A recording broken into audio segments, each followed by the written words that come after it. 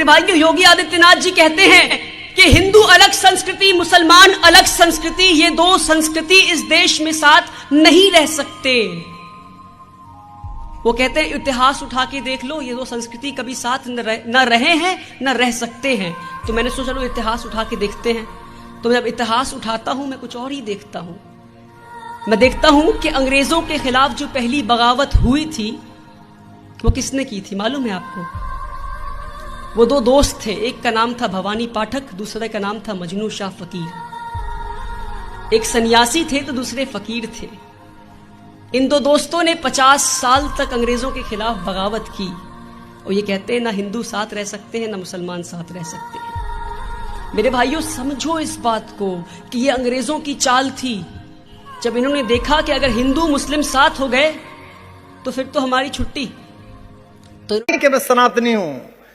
यह मीना कुमारी जी का एक संस्मरण पढ़ रहा था मैं। ये कौन बताएगा आपको और हमारे नए दोस्तों को? मीना जी जब शादी के बाद अमरोहा गई कमाल साहब से शादी के बाद, तो उनका एक सौतेला बेटा था छोटा सा।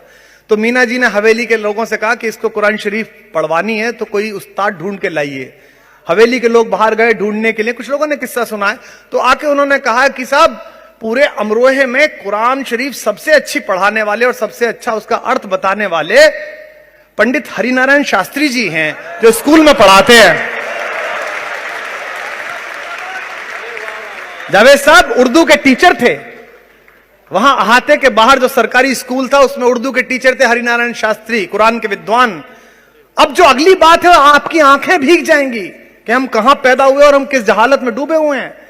जब मीना कुमारी ने उन्हें बुलाया, कहा पंडित जी हमारा बच्चा है, कमाल साहब तो बंबई रहते हैं और ये दीन की तरफ भी नहीं जा रहा है, इसे कुछ आ नहीं रहा है, तो उर्दू भी पढ़ानी है और इसको कुरान शरीफ भी पढ़ानी है। तो उन्होंने कहा कि बहुरानी पढ़ा देंगे, हम आ जाया करेंगे। तो किस तारीख को? बोले कल से आ जाएंगे। तो बड़े डरते डरते मीना जी ने पूछा कि इसका वजीफा कितना रहेगा, इसके ट्यूशन की फीस कितने लेंगे? पंडित हरिनारायण शास्त्री ने जवाब दिया, वो हिंदुस्तान का भरत वाक्य है। पंडित जी ने कहा कि ईश्वर का पैगाम पढ़ाने के क्या पैसे, उर्दू पढ़ाएंगे तब ले लेंगे पैसे, इसके क्या पैसे? हम यहां पैदा हुए, हम यहां पैदा हुए और एक विश्वविद्यालय में उर्दू पढ़ाने के लिए एक लड़का चला गया तो सड़क पर लोग बैठे हुए हैं। हम यहां पैदा हुए थे। मैं राम के खानदान से आया हूं, उत्तर प्रदेश से आया हूं। संस्कृत पढ़ाने के लिए एक लड़का चला गया तो समस्या। मैं राम के वंश से, उसके खानदान से, उसके इलाके से आया हूं। जिस राम को माता सीता का पता एक दलित महिला शबरी ने बताया बेर खिला के, उसके वंशज सावन के महीने में जोमेटो से खाना आ गया तो खा नहीं रहे कि इसे मुसलमान ले आया।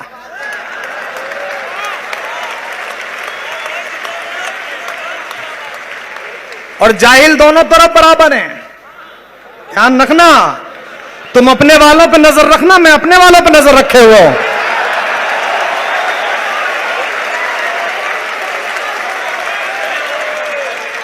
और हिदायत मियां, ये जश्न जारी रखो, कोई फर्क नहीं पड़ता ये कितना भी खेत जोत लें अपने नफरत के ट्रैक्टर से, जब तक हम जैसे 2-4 जिंदा हैं इनके खेत में चरस बोए रहेंगे।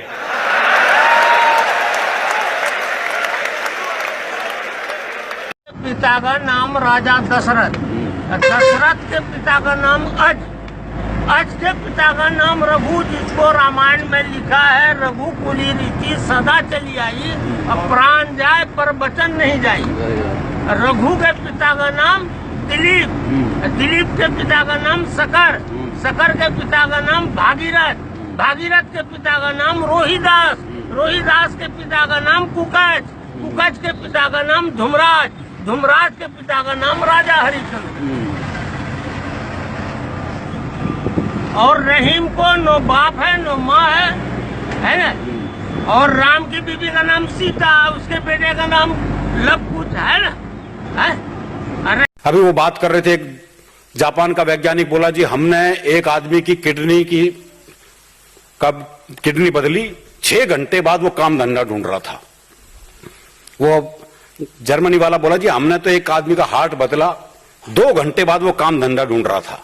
वो भारतीय बोला जी हमने तो एक आदमी बदला था बस।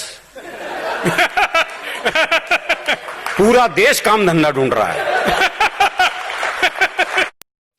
तो हमने एक टीवी की तार निकाली, डिस्कनेक्ट किया, चल रहा था टीवी, बिल्कुल ठीक ठाक था, और उसे हम ले गए टीवी के मैकेनिक के पास। तो हमने कहा यार पता नहीं क्या हो गया, खराब हो गया, इसे जरा चेक करें। उसने बहुत थोड़ी देर उसको चेक वेक करने के बाद कहा कि इसकी आईसी उड़ गई है और उस पर 13,000 रुपए लगेंगे। हालांकि वो मैकेनिक है, वो जाहिर जानता था कि सिर्फ एक तार डिस्कनेक्ट हुआ है। इसी तरह फ्रिज का हमने एक तार डिस्कनेक्ट किया, फ्रिज वाले के पास ले गए, फ्रिज वाले को कहा यार देखो ये तो चलते चलते बंद हो गया। उसने भी बहुत मीटर वीटर लगाए, उसको पसीने में शराबूर कहने लगा इसका कंप्रेसर उड़ गया है और इस पर 18,000 रुपए लगेंगे।